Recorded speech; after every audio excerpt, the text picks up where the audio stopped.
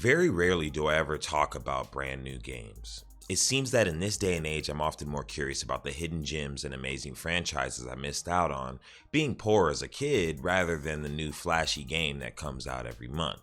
Now, when I saw Hi-Fi Rush, it was just about a 10-second clip while scrolling the internet, and I was immediately curious, but cautious. It does have that typical intro, but that amazing art style pulled me in and gave me a certain excitement feeling I rarely feel in newer games these days.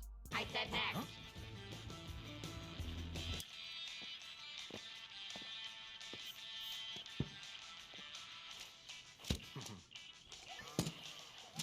Chai, is it? Yep. Profession, rock star?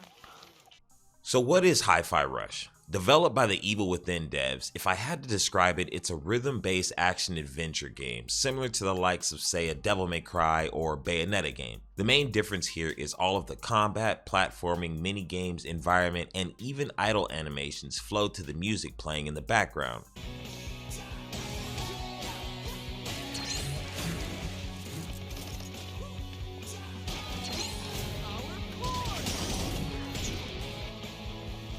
That may sound like a simple change on paper, but making the entire game flow to the beat of the track provides a fresh and engaging combination of the three genres in a beautiful blend that just works.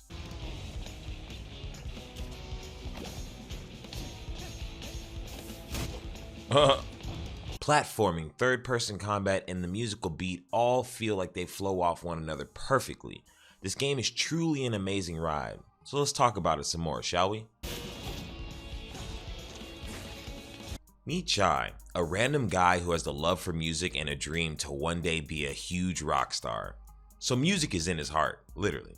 He has a busted arm when we meet him and is going to the large corporation called the Vandelay Technologies. There is a new branch called Project Armstrong, which is basically equipping everyone who wants it with a new robotic limb, being an arm, a leg, an eye, maybe, downstairs, I don't know.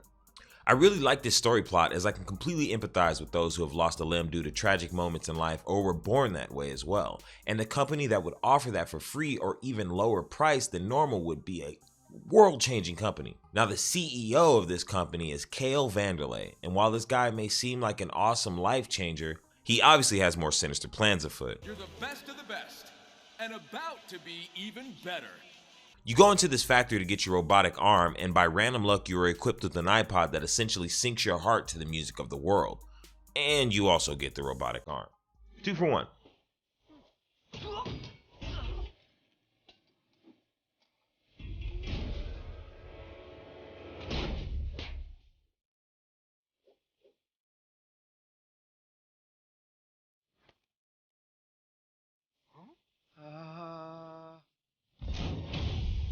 They consider you a defect and want to kill you, but with the help of a cat named 808 and her creator named Peppermint, you escape and begin to unravel the company that is Vandelay Technologies. Now, I'm not going to get too deep into the story as the game is brand new and I think it's worth playing through yourself, but now you have the gist. Not bad at all.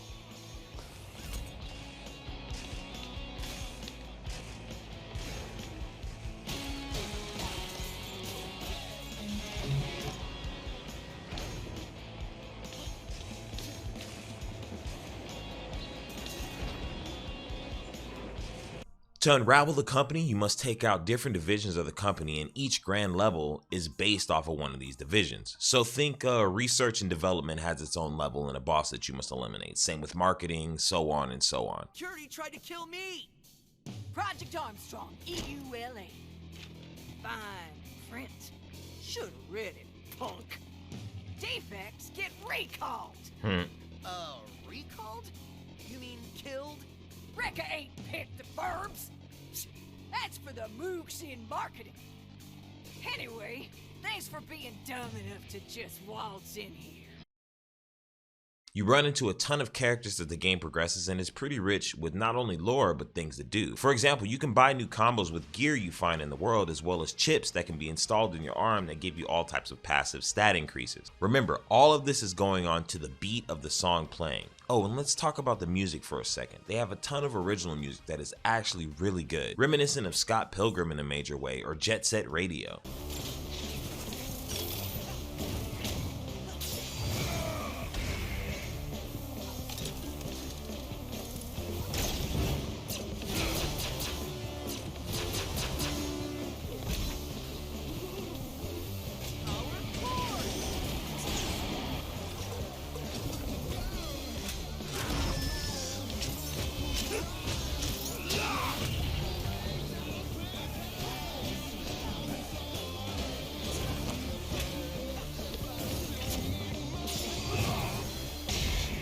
In fact, this is probably Scott's dream, it's so damn good. 9 Inch Nails and Black Keys are here to name a few.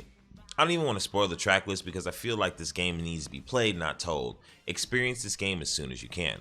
If I had to give the game one downside, it's that the fights are a tad too short. I played on the hard difficulty and some of the fights would happen so fast, usually in under 40 seconds, then you're either platforming around the world, continuing the story, or, a cutscene is moving you along again. And again, there's nothing wrong with this, I just wanted longer segments that would allow me to really get in the groove and perform insane combos. The combat is not only filled with your traditional light and heavy system like most adventures, the gimmick here besides the music is that all robots here will require to use a different teammate you have found along the way. So, for example, early on, you have Peppermint and she can shoot shields, and later on you'll get more and more teammates that handle specific enemy types in very different ways. Mind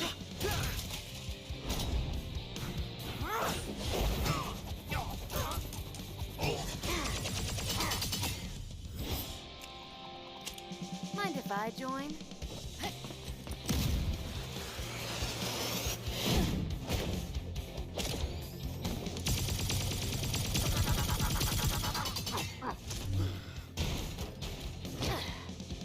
All with upgradable moves and tons of variety, while still having everything synced up to the music, including the enemies and your walk. Now, the more you sync up your attacks, parries, evades, jumps with the music, the stronger your attacks will be and the better your rank will be at the end of the fight.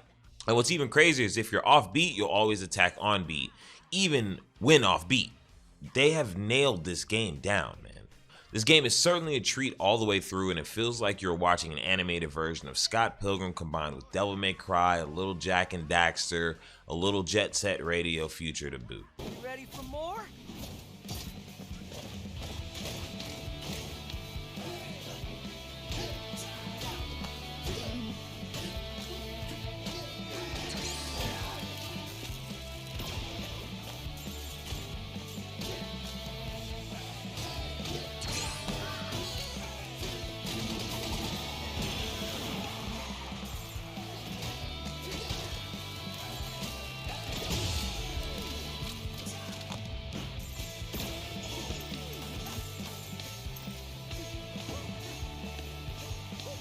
Well, that looks like all of them. Maybe things aren't so bad after all. Okay. Remind me to ask you later how you did all that. Like I know. Anyway, your turn. I need to get out of wherever I am. You're in production, and the only direct exit is through quality assurance. You see it? So many buildings. It's hard to tell. It's the one that literally says QA Center on it. Oh yeah, that one. With that way out, they're probably expecting you, so You had me at way out. Let's go. I would definitely recommend this game. I beat it in about 12 hours, but I did stop and smell the roses on later levels. There's a lot to be discussed, but I'll save that for a deeper later review. This is just a do I recommend or should you skip it? I 100% recommend this game. You can play it on Game Pass right now, and it has such a wonderful blend of so many genres, but it's completely holding its own staple in gaming all by itself. I give this game a 9 out of 10. Alright guys, that's it for your boy Baki, man. This is just a little short review, man. If you guys didn't know, I got a lot going on right now in life. My pops passed away recently, and I'm also dealing with my son being in the hospital, trying to get better in rehab and stuff. So I just put out a little short one for you guys. It's a little bit of time I've been getting in, trying to get something done. I hope you guys see it. I don't know what's going on with the channel, but I'm going to try to keep pushing stuff out. We're so close to getting monetization on YouTube. So if you guys know anybody that would just subscribe to help your boy out, I only need 112 subscribers, man, and we're there, bro. So if we can get there, we can get there. I'm gonna keep grinding though.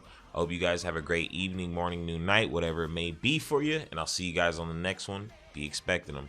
Peace.